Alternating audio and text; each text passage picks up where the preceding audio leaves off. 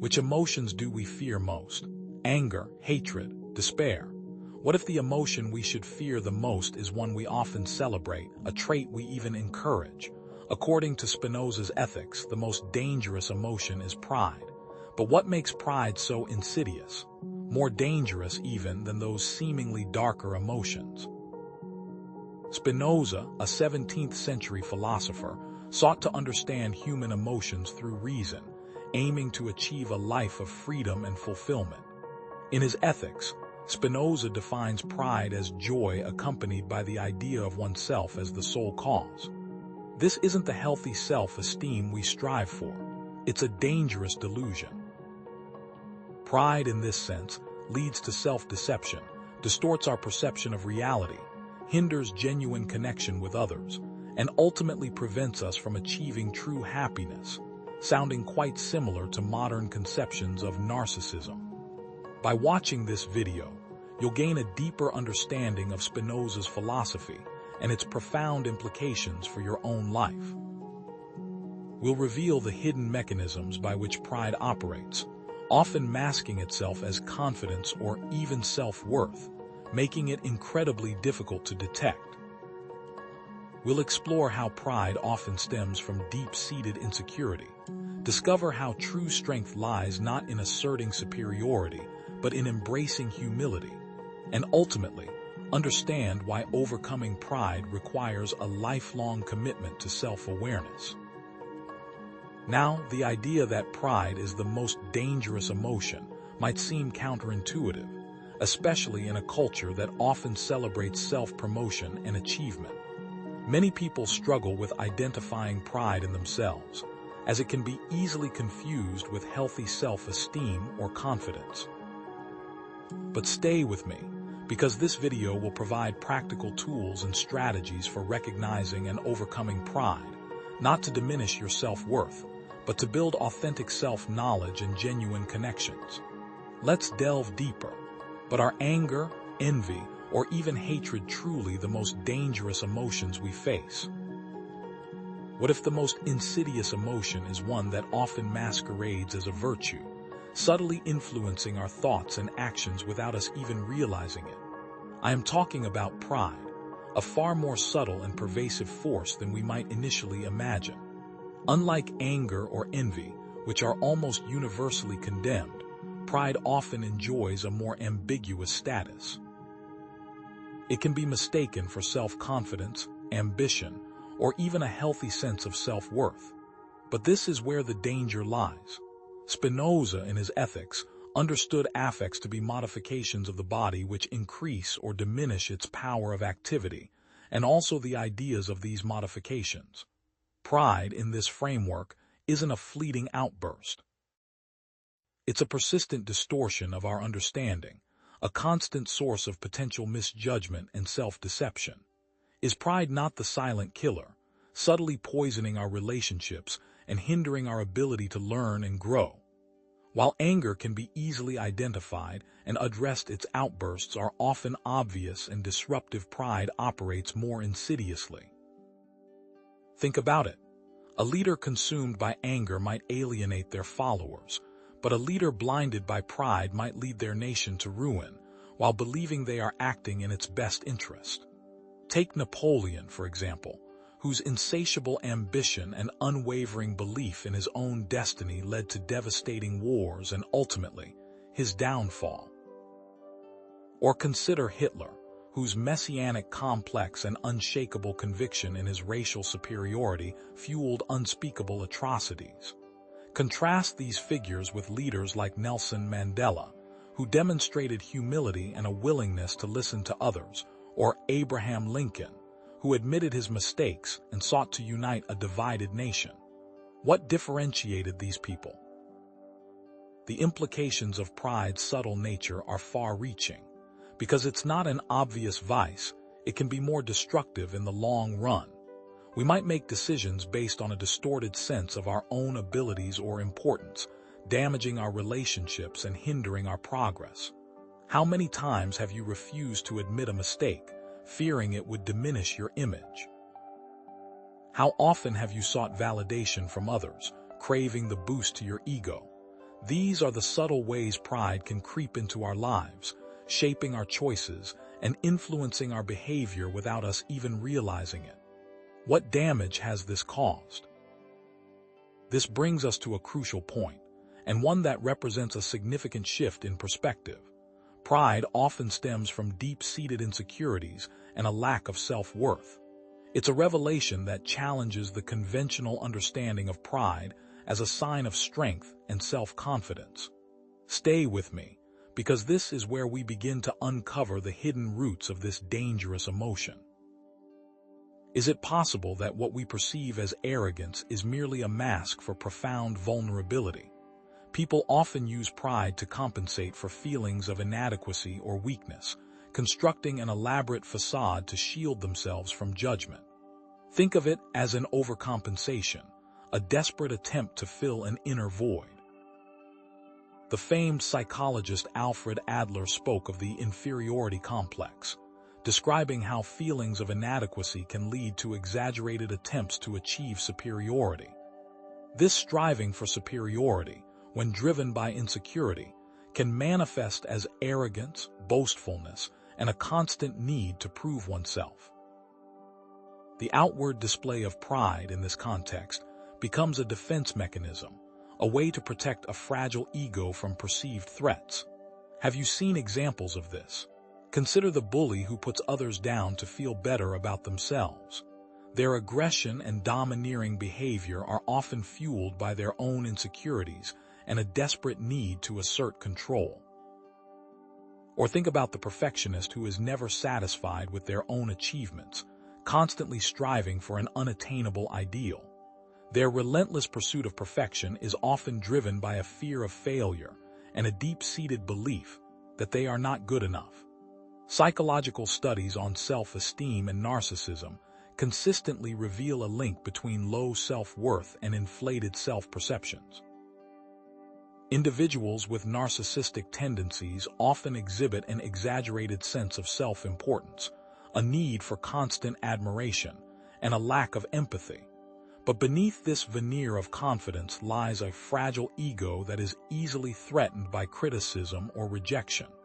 What does this tell us?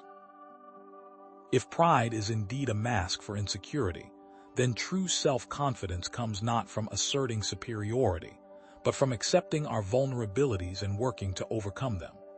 This realization has profound implications for how we approach personal growth and build meaningful relationships. When we are willing to acknowledge our flaws and imperfections, we become more authentic, more relatable, and more open to connection. Have you ever noticed how people are drawn to those who are genuine and self-aware, rather than those who are arrogant and boastful? What does that say about pride? This brings us to a critical point. True strength lies not in asserting superiority, but in embracing humility and recognizing one's place in the natural order. It's a concept that challenges our deeply ingrained cultural values, which often equate success with dominance and achievement. But here's the twist. Humility is not weakness. It is, in fact, a source of profound strength. Humility in this context is not about self-deprecation or denying our talents and accomplishments. Rather, it's about having an accurate assessment of our strengths and weaknesses, recognizing that we are all imperfect beings with limitations. In this context, Spinoza's concept of conatus, the inherent striving to preserve oneself, takes on new meaning. Pride distorts the conatus into a striving for superiority, a relentless pursuit of external validation. But humility aligns the conatus with authentic self-preservation and flourishing, fostering inner peace and resilience. Humility allows us to learn from others, to admit our mistakes, and to build genuine connections based on mutual respect and understanding. It stands in stark contrast to arrogance and self-righteousness, which create barriers and isolate us from others. Have you seen this play out? Consider the scientist who admits when they are wrong, revising their theories in light of new evidence. Their humility allows them to advance knowledge and make groundbreaking discoveries. Or think about leaders who listen to their advisors, valuing diverse perspectives and making informed decisions. Their humility enables them to lead effectively and inspire trust. Artists who are open to criticism, constantly seeking to improve their craft, exemplify this. Reflect on the numerous historical and current examples of people who were initially prideful, but then learned the value of humility, transforming their lives and the lives of those around them. What separates the humble from the prideful? Humility is not a weakness, but a source of resilience and adaptability. When we are humble, we are more open to new ideas and perspectives, which allows us to grow and evolve. We are less likely to be blinded by our own biases and prejudices, and more likely to see the world as it truly is. When we practice humility, we actively listen to others, admitting our mistakes and seeking feedback, becoming more effective communicators and collaborators. So how can you practice humility in your own life? Now, overcoming pride is not a one-time fix. It requires a lifelong commitment to reason, self-awareness, and a constant re-evaluation of one's beliefs and actions. The most dangerous emotion isn't an external enemy, but an internal deception, making the fight against it a long and arduous one. Self-reflection and introspection are paramount in identifying pride. By honestly examining our motivations, biases, and reactions, we can begin to see how pride subtly influences our thoughts and actions. Reason can help us to see ourselves objectively, challenge our own biases, and cultivate a more balanced perspective. Mindfulness and meditation can play a crucial role in cultivating self-awareness, allowing us to observe our thoughts and emotions without judgment.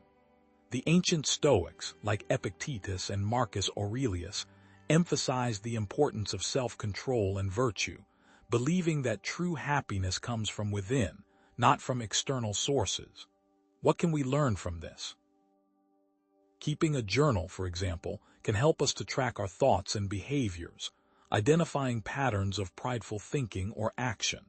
Seeking feedback from trusted friends and family can provide valuable insights into our blind spots. Practicing gratitude can shift our focus from what we lack to what we have, diminishing the need for external validation.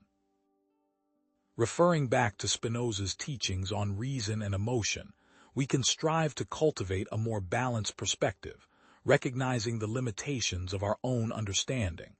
What changes might this lead to? This lifelong journey requires courage, honesty, and a willingness to confront our own flaws. By cultivating humility and self-awareness, we can achieve greater happiness and fulfillment, living in accordance with reason and virtue. But we're just scratching the surface of this emotion and its implications. What we'll discover next is even more shocking. As we continue this exploration, we arrive at a critical juncture, pride's insidious ability to deceive our very reason.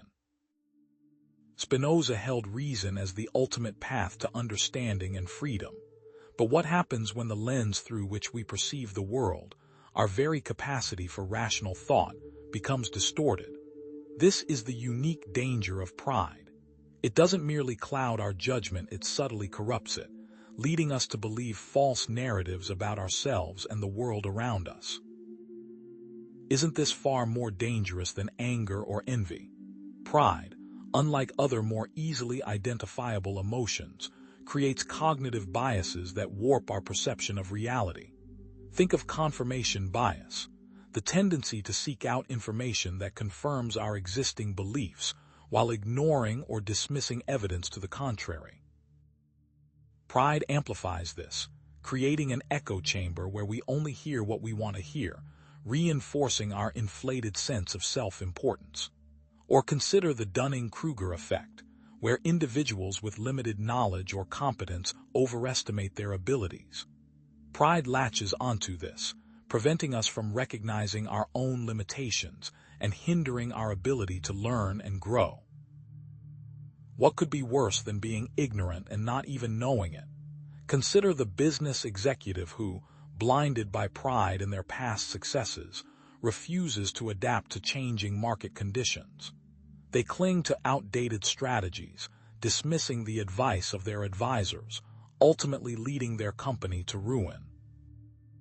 Or think about the politician who, convinced of their own righteousness, ignores the concerns of their constituents, making decisions that benefit themselves rather than the people they serve. Studies on cognitive biases consistently demonstrate how ego can cloud judgment, leading to poor decision-making in various domains. Take, for example, the many intellectual figures throughout history who were blinded by their own pride and clung to flawed theories despite overwhelming evidence to the contrary. So what does this tell us about the power of pride to distort our reason? Pride doesn't just lead to bad decisions. It actively prevents us from learning and growing. When we are convinced that we are already right, we become less likely to seek out new information or consider alternative perspectives. We close ourselves off to the possibility of being wrong, stunting our intellectual and personal development. This is why humility is such a crucial virtue, why Spinoza saw it as a source of strength. Humility allows us to approach the world with openness and curiosity, constantly seeking to expand our understanding and refine our beliefs. Have you ever considered how much your pride might be holding you back? But here's the twist. Pride's distortion of reason ultimately leads to a rejection of one's place in the natural order. It's a delusion of grandeur that separates us from the interconnected web of existence. And this is where things get really interesting. Pride, in its ultimate form, leads to a delusion of grandeur, where individuals see themselves as separate from and superior to the natural order. Spinoza viewed humanity as an integral part of nature, subject to the same laws and limitations as everything else. Pride, however, fosters a sense of entitlement and exceptionalism, a belief that we are somehow exempt from these laws. Isn't this the core conflict at the heart of Spinoza's ethics? This sense of entitlement can manifest in many ways. It can lead to a disregard for the needs of others, a lack of empathy for those who are less fortunate, and a willingness to exploit the environment for personal gain. When we see ourselves as separate from the natural world, we lose sight of our interconnectedness and the importance of living in harmony with our surroundings. This is where Spinoza's concept of God-nature, Deus sive natura, becomes relevant. Pride leads us to see ourselves as separate from this interconnected whole, rather than as an integral part of it. Isn't the world changing faster than ever? Consider the corrupt politician who believes they are above the law, using their power to enrich themselves and their cronies. Or think about the wealthy elites who exploit workers and pollute the environment, all in the name of profit. History is filled with examples of individuals and groups who believed they were above the rules, from conquerors seeking to build empires to religious zealots imposing their beliefs on others. Philosophical and religious traditions across the globe emphasize the importance of humility and interconnectedness, from the Buddhist concept of dependent origination to the Christian notion of agape. Are we truly disconnected from one another? The consequences of this delusion of grandeur are far-reaching. When we see ourselves as separate from nature and other people, we are more likely to act in ways that are destructive and unsustainable. This is evident in modern issues like environmental destruction and social inequality, which stem from a sense of human exceptionalism fueled by pride. We believe we are entitled to exploit the Earth's resources without regard for future generations, and that we are justified in creating vast disparities in wealth and opportunity. How can we reconcile this sense of entitlement with the reality of our interconnectedness? But here's the forbidden knowledge. True pride, the kind they don't want you to understand, isn't about domination. It's about a fundamental misunderstanding of your own existence, a cosmic loneliness that screams out for validation. What if the root of pride wasn't strength, but a terrifying vulnerability? And this, inevitably, leads to our final point. Pride doesn't just distort our reason and lead to a delusion of grandeur. It ultimately undermines our conatus, our inherent striving to preserve and enhance our own existence. It leads us to pursue false goals and to neglect our true needs, ultimately diminishing our well-being and hindering our ability to flourish. How often do we confuse what we want with what we need? Pride distorts our understanding of what is truly good for us. It leads us to prioritize external validation over genuine self-care, material possessions over meaningful relationships, and short-term gratification over long-term well-being. We become fixated on impressing others, seeking their approval and admiration, rather than focusing on cultivating inner peace and contentment. This is the antithesis of ataraxia, the state of tranquility and freedom from disturbance sought by the ancient philosophers. What if our pursuit of pride is actually making us miserable? Think of the workaholic who sacrifices their health and relationships in pursuit of professional success, driven by a need to prove their worth. Or consider the person who engages in risky behaviors to impress others, seeking a fleeting sense of excitement and validation. History overflows with examples of individuals who compromised their integrity for financial gain, sacrificing their values and principles in pursuit of wealth and power. Spinoza viewed the passions as forces that could either enhance or diminish our conatus, depending on how we manage them. Pride, as a passion, can easily lead us astray, driving us to pursue fleeting pleasures and external rewards at the expense of our long-term well-being. What is the price of pride? Pride creates a vicious cycle of self-destruction. When we pursue false goals, we are less likely to achieve genuine fulfillment, which leads to even greater feelings of insecurity and a stronger need for external validation. This creates a feedback loop that reinforces our prideful tendencies, making it even harder to break free. But there's still hope. Pride leads to an inherent rejection of reason, making the world become further distorted, preventing happiness and destroying one's ability to persevere. This brings us back to our initial question: is pride truly the most dangerous emotion? The answer, as we've seen, is a resounding yes, but we're just scratching the surface of this complex issue. What we'll uncover next is even more shocking. As we've established, pride warps our understanding, distorts reason, and undermines our very being. But here's a disturbing question. What if society itself is unknowingly feeding the beast? What if the very structures we've created, the systems we participate in, are actively reinforcing the pride that Spinoza warned us about?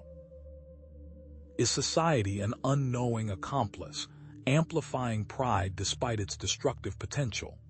Society, in many ways, is a giant hall of mirrors, reflecting back distorted images of ourselves, encouraging us to chase fleeting validation and external recognition.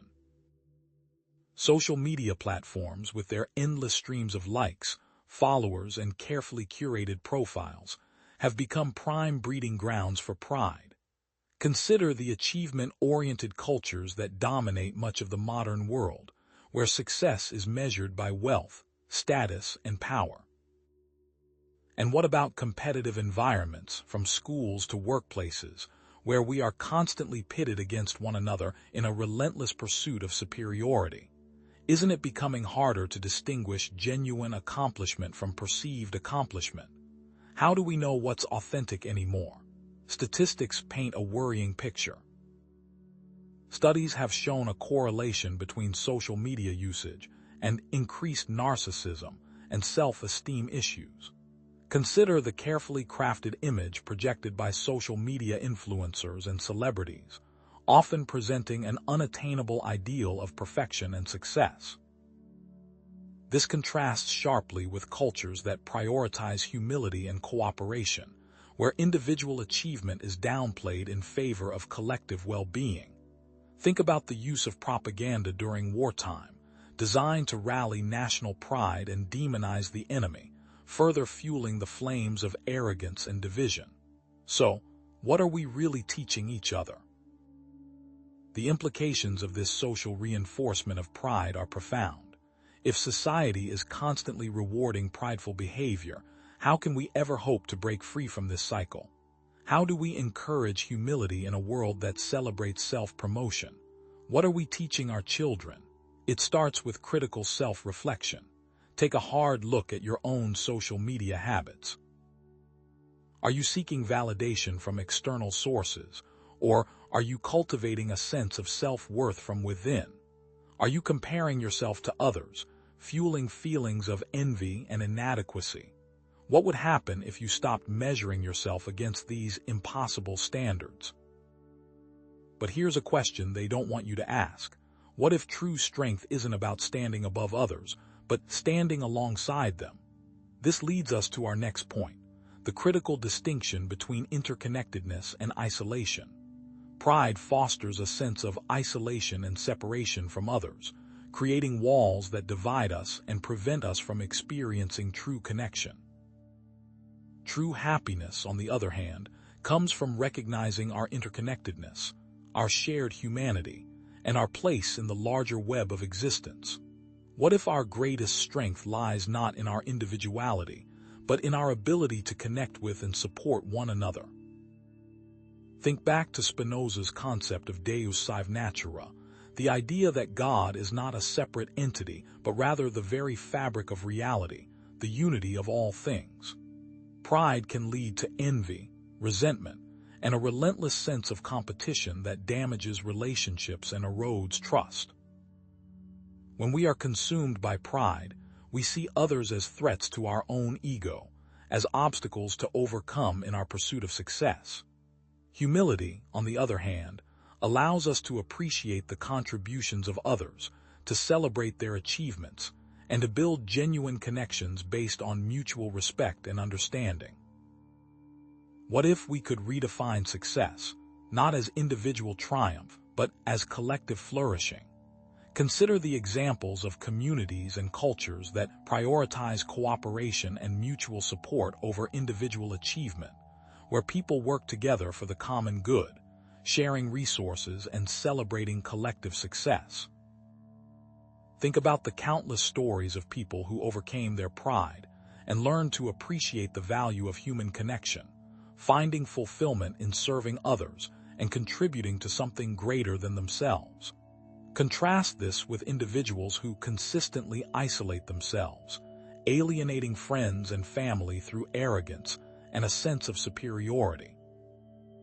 Philosophical traditions, such as Buddhism and Taoism, emphasize interconnectedness and compassion as essential paths to enlightenment and well-being. Are we really as separate as we think we are? The benefits of recognizing our interconnectedness are immense. When we see ourselves as part of a larger whole, we are more likely to act in ways that benefit others, to be compassionate and empathetic, and to find fulfillment in contributing to something greater than ourselves. Have you ever experienced the joy of helping someone in need, of being part of a team working towards a common goal?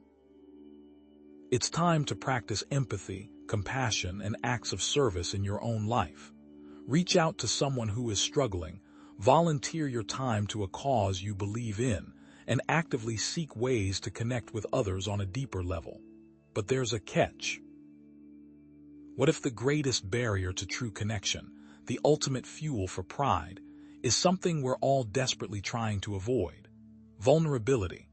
Pride often stems from a deep-seated fear of vulnerability and exposure, a terror of revealing our flaws and imperfections to the world. We build walls of arrogance and self-importance to protect ourselves from judgment, criticism, and the pain of rejection. But here's a radical idea. What if vulnerability isn't a weakness, but a necessary condition for genuine connection and self-knowledge? What if our imperfections are actually our greatest strengths?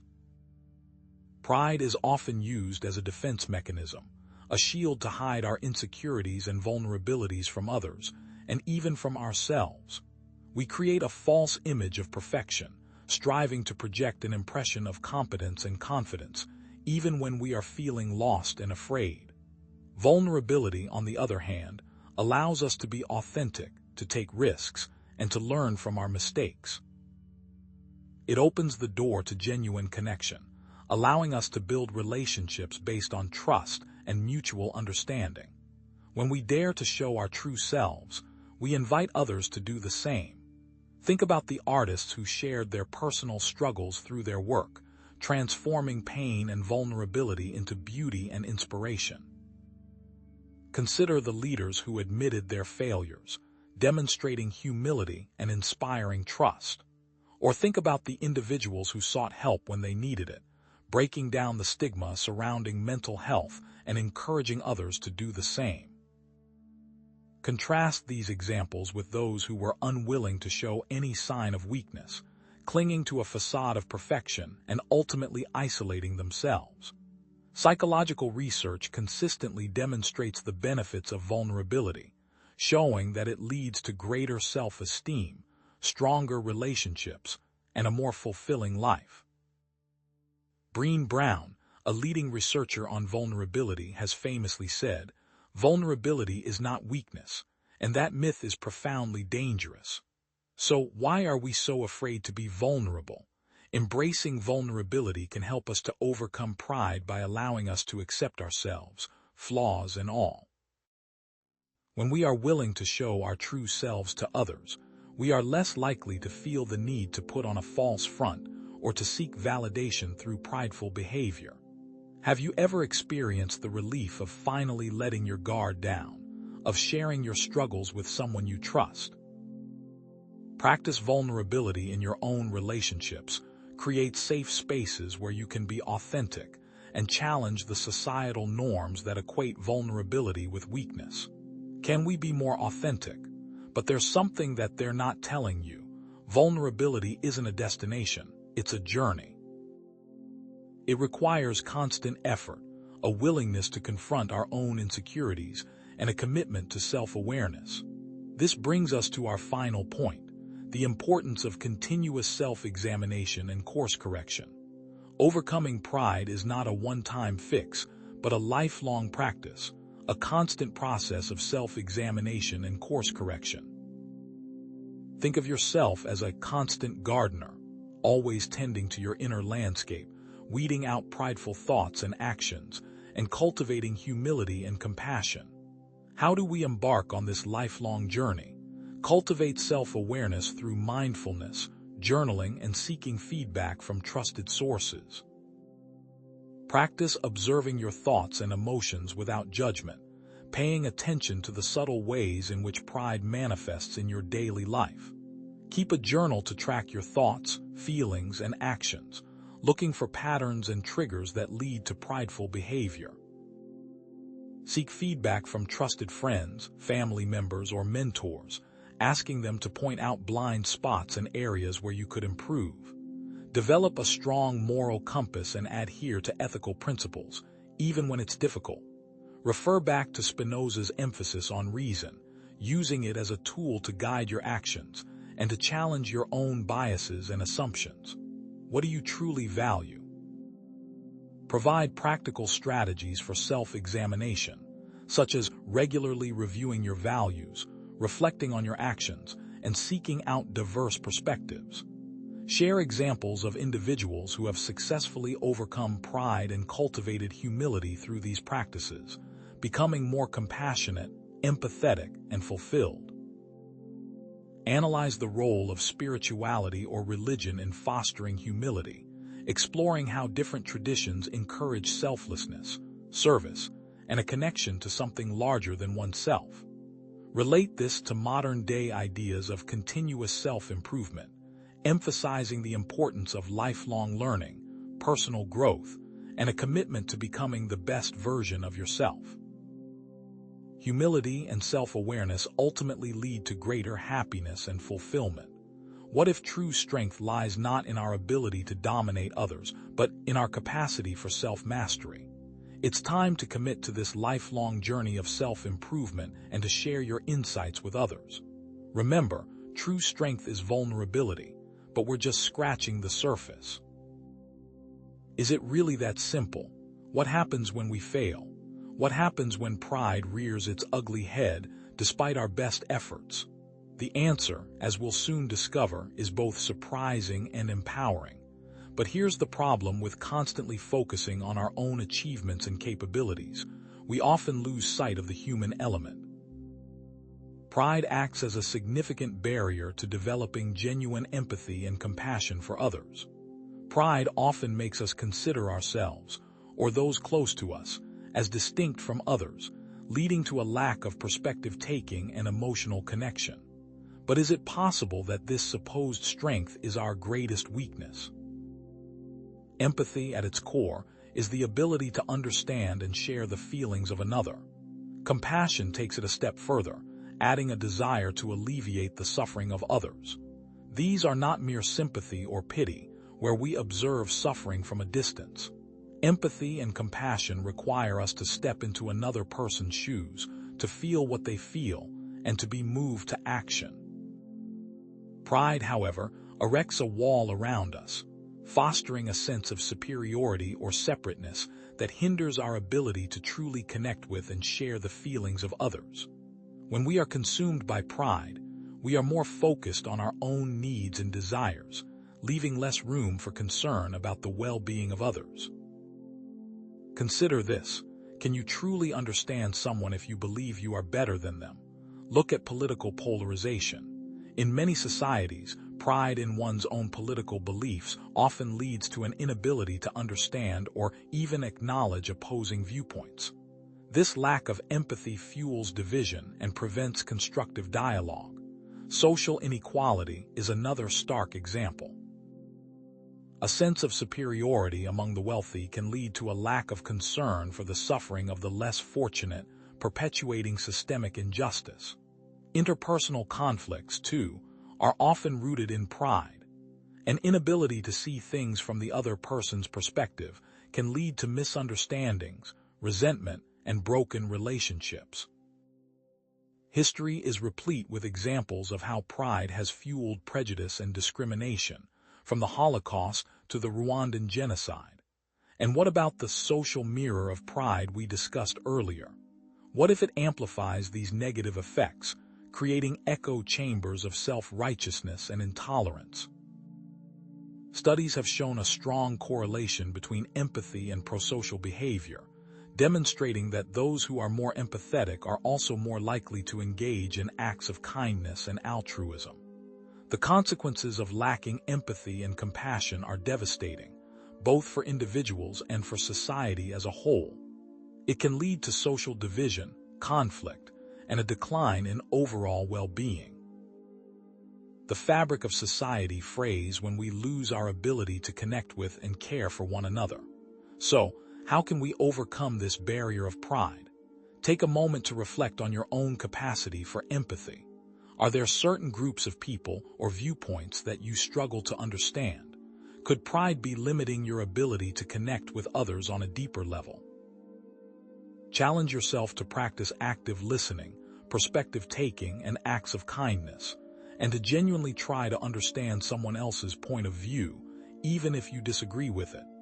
But here's where things get complicated, because pride doesn't just blind us to the suffering of others, it gives us a false sense that we are, in fact, in control. This illusion of control becomes yet another obstacle on the path to genuine self-understanding. Pride fosters an illusion of control, leading us to believe that we are the masters of our own destiny, that we can control external events and bend the world to our will. This is in direct conflict with Spinoza's determinism, which posits that everything is governed by natural laws and that free will is an illusion. We are all subject to forces beyond our control, from the laws of physics to the actions of other people. But pride whispers a different story, telling us that we are special, that we are exempt from these limitations. What happens when this perceived control collides with reality? Prideful individuals often overestimate their abilities and underestimate the role of chance, luck, or external factors in their success. They attribute their achievements solely to their own talent and effort, ignoring the countless ways in which they were supported by others or simply got lucky. This illusion of control can lead to arrogance, recklessness, and a failure to prepare for unforeseen circumstances. We see this in cognitive biases such as the optimism bias, which leads us to believe that we are less likely to experience negative events than others, and the illusion of superiority, which convinces us that we are above average in various abilities and qualities. Humility, on the other hand, acknowledges the limits of our control and the role of external factors in our lives. Consider the world of financial investments. Overconfidence in one's ability to predict the market can lead to disastrous decisions, as investors take on excessive risk and fail to diversify their portfolios. Or think of business ventures where failure to anticipate risks and adapt to changing circumstances can result in catastrophic losses. Personal relationships, too, can be damaged by the illusion of control. Attempting to manipulate or control others can lead to resentment, conflict, and ultimately, the breakdown of the relationship. History is full of examples of leaders who were blinded by their own hubris and made disastrous decisions, from Napoleon's invasion of Russia to the dot-com bubble of the late 1990s. Nassim Taleb, in his work on randomness and uncertainty, has shown how our attempts to control the unpredictable often backfire, leading to unintended consequences. The dangers of the illusion of control are clear. It can lead to disappointment, frustration, and even catastrophic failure. Accepting uncertainty, embracing flexibility, and developing a sense of resilience in the face of adversity are essential for navigating the complexities of life. So, take a moment to examine your own beliefs about control. In what areas of your life do you overestimate your abilities or underestimate the role of chance? How can you cultivate a more realistic and adaptive mindset, one that acknowledges both your strengths and your limitations? And what happens when your illusion is shattered? But here's the key. The antidote to these illusions, the foundation upon which we can build a more accurate and compassionate view of ourselves and the world, is a genuine sense of self-love. But be warned, self-love is not the same as self-admiration. Let's be clear, healthy self-love is not about thinking you're perfect or better than everyone else. It's about acceptance, compassion, and respect for yourself, including your flaws and imperfections. It's about recognizing your inherent worth as a human being, regardless of your accomplishments or external validation. Self-love differs drastically from self-admiration, which is rooted in an inflated sense of self-importance and a constant need for external validation. Self-admiration is a fragile ego constantly seeking reassurance. Self-love is a sturdy foundation. Self-love allows us to be kind to ourselves when we make mistakes, to learn from our failures, and to grow as individuals. It gives us the courage to take risks, to pursue our passions, and to live authentically without fear of judgment. It fosters resilience in the face of adversity, allowing us to bounce back from setbacks and to maintain a positive outlook even when things are difficult. Carl Rogers, a renowned psychologist, emphasized the importance of unconditional positive regard, the idea that we should accept ourselves and others without conditions or limitations. Without this acceptance, the most dangerous emotion has free rein. There are many practical strategies for cultivating self-love. Practice self-compassion by treating yourself with the same kindness and understanding you would offer a friend. Set healthy boundaries to protect your time, energy, and emotional well-being. Engage in self-care activities that nourish your mind, body, and spirit. Challenge negative self-talk and replace it with positive affirmations. Consider the lives of individuals who transformed themselves by learning to love and accept themselves, finding fulfillment and purpose in their lives. Contrast these individuals with those trapped in a cycle of self-admiration and self-destruction, constantly chasing external validation and never finding true happiness. The transformative power of self-love is undeniable. It can lead to greater happiness, fulfillment, and resilience. It allows us to connect with others more authentically, to embrace our vulnerabilities, and to live a more meaningful life. Challenge yourself to practice self-love in your own life and to reject the toxic messages of self-admiration that pervade society. Remember, the most dangerous emotion isn't a life sentence. It's a challenge to be overcome through self-awareness and self-compassion. What would happen if you radically accepted yourself, flaws and all, but we're just scratching the surface? What we'll discover next is even more shocking. The path to overcoming pride requires embracing something even more terrifying than our imperfections, our inherent, unavoidable vulnerability. Stay with me. As we reach the end of this exploration into Spinoza's ethics and the subtle, yet pervasive dangers of pride, it's time to synthesize the concepts we've uncovered and to address the underlying concern. How do we move forward? Despite the challenging nature of confronting our own potential for pride, it has been my intention to illuminate a path toward greater self-awareness and, ultimately, a more fulfilling life. But now what? What do we do with this new understanding? According to Spinoza, pride, often subtly disguised as self-esteem or even confidence, poses a significant threat to our well-being and to our relationships with others. Remember, we explored his emphasis on reason as the ultimate guide, his understanding of emotions as affections that can either diminish or enhance our power, and his profound vision of humanity as an interconnected part of the natural order, not separate from it. We examine how pride can take root in insecurity, distort our perception of reality, and ultimately undermine our inherent striving for self-preservation and flourishing our conatus. How, then, do we reconcile our natural drive to thrive with Spinoza's warning against the dangers of pride? Recall the initial question we posed: which emotions are truly the most dangerous? Throughout this exploration, we've argued that pride is more insidious than other, more readily identifiable emotions like anger or envy, precisely because it is so often masked, subtly promoted, and socially reinforced. Think back to the historical figures we discussed, those leaders whose unchecked pride ultimately led to their downfall. Consider how easily even the most brilliant minds can be blinded by their own self-importance, leading to disastrous decisions and tragic consequences. How does this connect to the social mirror we discussed earlier, and how can society create environments to make individuals more aware of this? But here is the ultimate insight, the crucial element that everything we've covered boils down to. Overcoming pride requires a lifelong commitment to self-awareness, reason, and humility. This is not a one-time solution or a simple trick.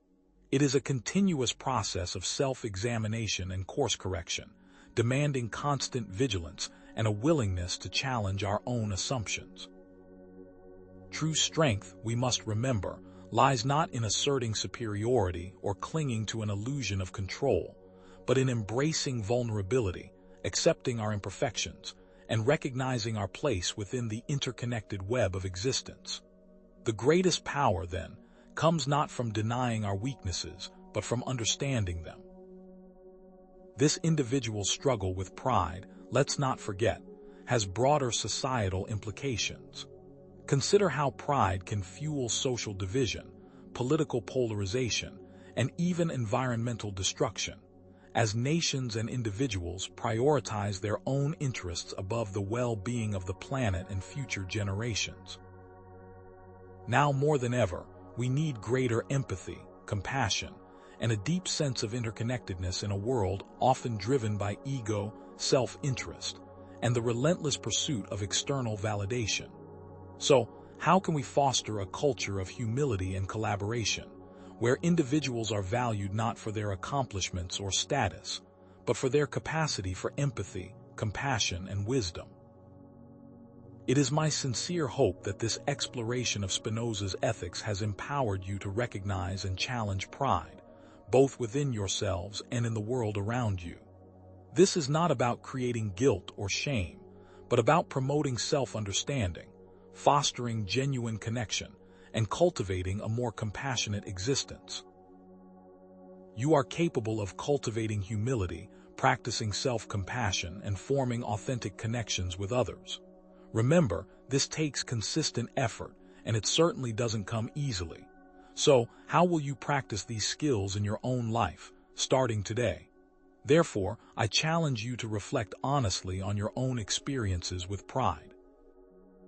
Identify specific actions you can take to cultivate more humility and self-awareness in your daily life. Keep a journal to track your thoughts and feelings. Seek honest feedback from trusted friends or mentors. Practice mindfulness to become more aware of your ego's subtle machinations. The journey toward genuine self-knowledge is a lifelong endeavor, but it is a journey well worth taking. For in embracing humility, we discover not weakness, but true strength and lasting fulfillment. How will you begin your journey?